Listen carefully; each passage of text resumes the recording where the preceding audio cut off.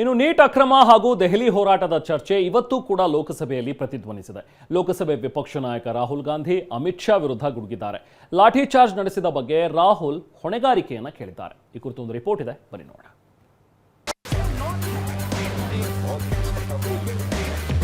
Neat ಅಕ್ರಮದ ಜಟಾಪಟಿ ಸಂಸತ್ನಲ್ಲಿ ಸಂಘರ್ಷವನ್ನೇ ಸೃಷ್ಟಿಸಿದೆ.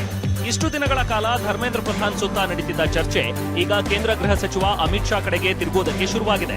ಇವತ್ತು ಲೋಕಸಭೆ ಕಲಾಪದೊಳಗೆ ವಿಪಕ್ಷ ನಾಯಕ ರಾಹುಲ್ ಗಾಂಧಿ ಸಿಡಿಗುಂಡಿನಂತೆ ಅಬ್ಬರಿಸಿದ್ದಾರೆ. ಅಮಿತ್ ಶಾ ಕುರಿತ ಚರ್ಚೆ ಬಗ್ಗೆ ತೋರಿಸ್ತೀವಿ, ಅದಕ್ಕೂ ಮುನ್ನ ಆರ್ಎಸ್ಎಸ್ ಹಾಗೂ ಶೈಕ್ಷಣಿಕ ವ್ಯವಸ್ಥೆ ಬಗ್ಗೆ ರಾಹುಲ್ ಗಾಂಧಿ ಹೇಳಿದ್ದೇನು ಕೇಳಿ.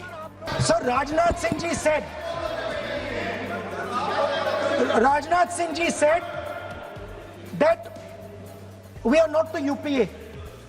Our ministers never resign. He's right. What has happened here? The resignation of Mr. Dharmendra Pradhan. That's a superficial thing. Because Dharmendra Pradhan never ran the education ministry. Never. The man and the organization that runs the education ministry is called the RSS. ಇದಾದ ಬಳಿಕ ರಾಹುಲ್ ಗಾಂಧಿ ಕಲಾಪಕ್ಕೆ ಗೈರಾಗಿದ್ದ ಅಮಿತ್ ಶಾ ವಿರುದ್ಧ ವ್ಯಂಗ್ಯವಾಡಿದ್ರು. ನನ್ನನ್ನು ಎದುರಿಸಲು ಅವರಿಗೆ ಧೈರ್ಯವಿಲ್ಲ ಅಂತ ಲೇವಡಿ ಮಾಡಿದ್ರು. ಸಾಲದಕ್ಕೆ ವಿದ್ಯಾರ್ಥಿಗಳ ಮೇಲಿನ ಹಲ್ಲೆಗೆ ಶಾ ಅನುಮತಿ ಕೊಟ್ಟಿದ್ರು ಅಂತ ಆರೋಪಿಸಿದ್ರು. And I am very happy today to see that the so-called home minister of this country does not have the courage to come and sit here.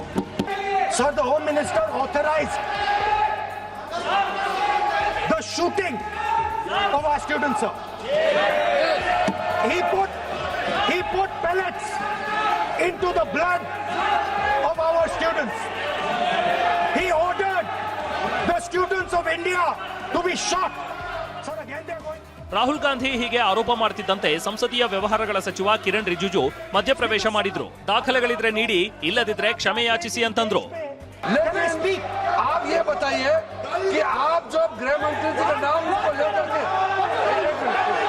आप गृह मंत्री जी का नाम को लेकर के आपने जो शब्द इस्तेमाल किया, जो आपने वक्तव्य दिया, इस बेसिस पे आपने कहा है, आप प्रूफ दिखाओ. आपको माफी मांगना होगा सर.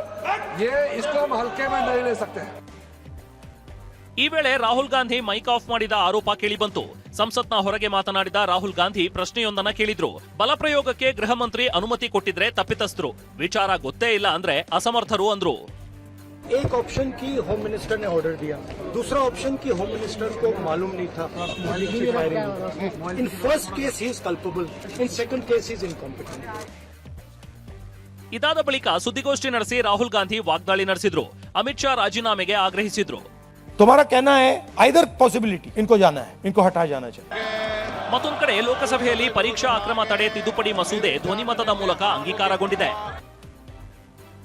2024ರ ಸಾರ್ವಜನಿಕ ಪರೀಕ್ಷಾ ಅಕ್ರಮ ತಡೆ ಕಾಯ್ದೆಯಲ್ಲಿ ಸಾಮಾನ್ಯ ಅಪರಾಧಿಗೆ 3 ರಿಂದ 5 ವರ್ಷ ಇದ್ದಂಥ ಜೈಲು ಶಿಕ್ಷೆ 2026ರ ತಿದ್ದುಪಡಿ ಮಸೂದೆ ಬಳಿಕ 5 ರಿಂದ 10 ವರ್ಷಗಳಿಗೆ ಹೆಚ್ಚಳವಾಗಲಿದೆ. ಅಲ್ಲದೆ ದಂಡ 10 ಲಕ್ಷದಿಂದ 50 ಲಕ್ಷಕ್ಕೆ ಏರಿಕೆಯಾಗುತ್ತೆ. ಇನ್ನು ಈ ಹಿಂದೆ ಇಷ್ಟೇ ದಿನದಲ್ಲಿ ತನಿಖೆ ಪೂರ್ಣಗೊಳ್ಳಬೇಕೆಂಬ ಯಾವ ಗಡುವು ಕೂಡ ಇರಲಿಲ್ಲ.